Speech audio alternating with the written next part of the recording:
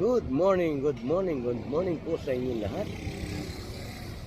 Ngayon po ay araw ng Sabado, September 27, 2025. Nandito po tayo muli sa kahabaan po ng Divisoria.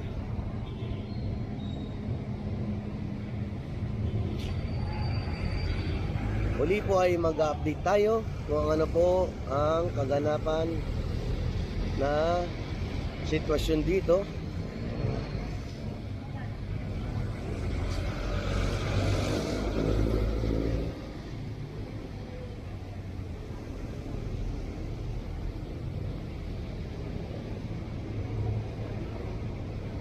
Good morning po sa aking mga watchers, sa mga nanonood po.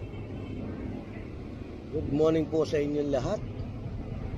Sa akin naman po mga subscriber, salamat po ng marami sa pagsuporta.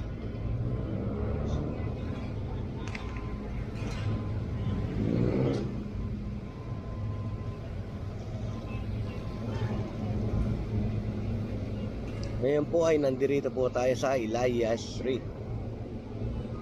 Sakop pa rin po ng Divisoria. At kasalukuyan pong iniipon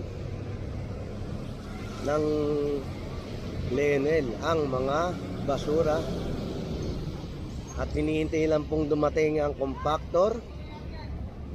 Ngayon po ay dumating na po ang compactor para simulan pong hakutin ang mga tambak na basura rito.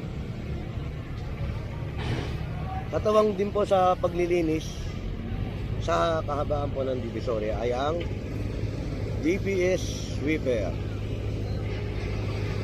Sila naman po ang nagwawali sa mga mismis.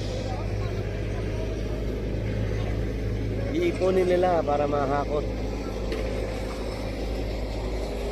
Good morning, kuya. Ayan po. Ganyan po ang diskarte ng Leonel. Meron po silang maliit na loader.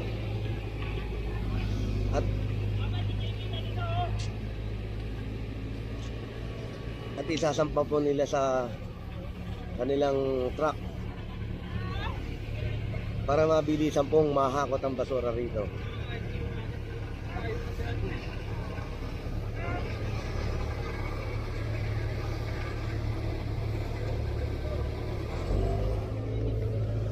Nakatambay po sa kanto ng Wandunay Street ang team ng flashing operation, ang MDRRMO. Ayan po, nandun po sila. Dito po tayo sa Ilaya.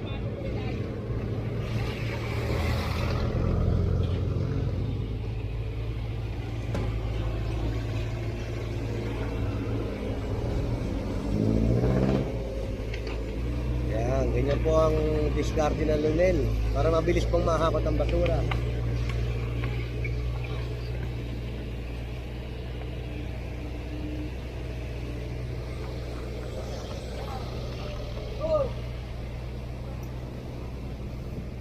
Ayan po ang ating mga masisipag na sweeper. Shoutout po sa DPS. Ayan po. Winawalis po nila mga mismis.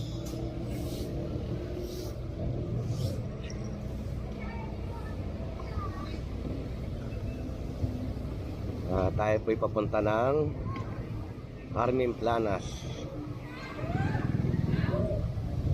Kung bago ka lang po sa akin channel, please like and share and subscribe.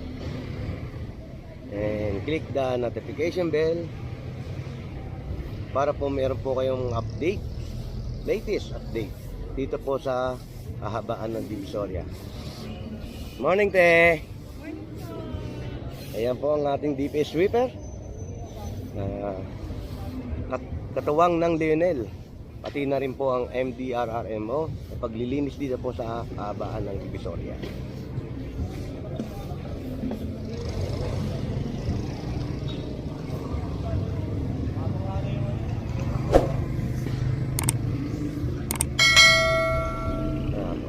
malapit na po tayo sa Carmen Buenas.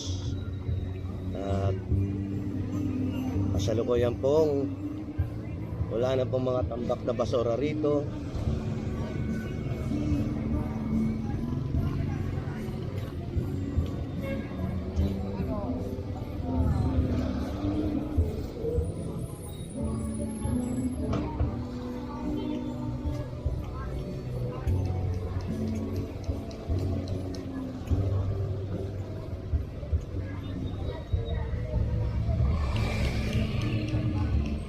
Hinihintay lang po ng flushing operation team na mahakot ang mga basura rito bago po sila magsimulang mag-flushing mula po Juan Luna hanggang Asuncion. Ayan po, malapit na tayo sa Santo Cristo. Dito nyo naman po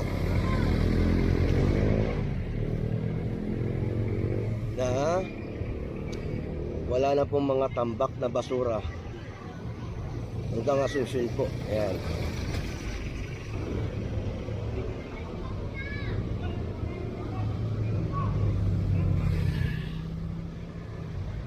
Dati po napakaraming basura rito. Yung umaga ng pagkahakot, inaabot na ng alas 7 bago po maubos ang mga basura. Ngayon po ay tingnan nyo naman po ang sitwasyon dito.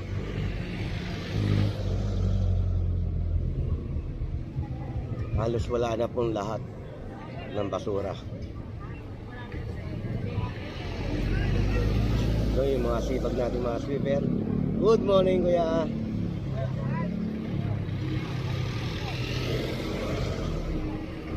Balikan po natin ang linen. Ano po ang kaganapan doon?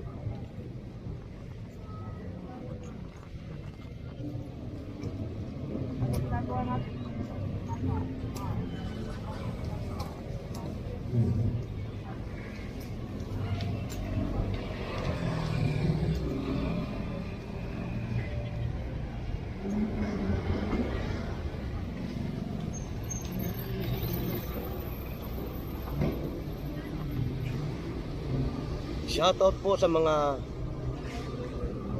kababayan po nating OFW. Lagi po kayong mag-iingat dyan. Ganun din po sa aking pinsan na nasa Qatar. Pinsan, ingat po.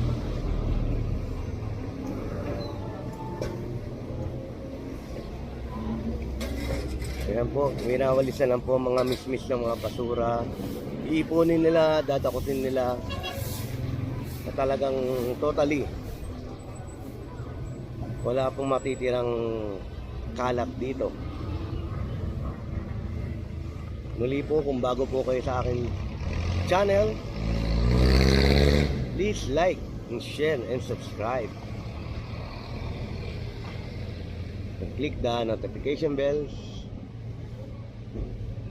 para po meron po kayong latest update dito po sa kaganapan po, sa kahabaan po ng Divisoria.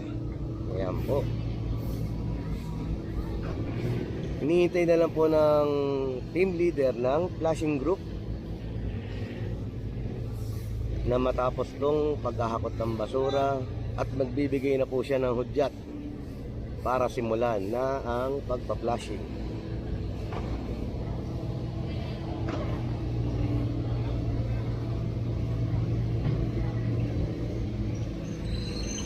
Yan na lang po ang basura na natitira rito.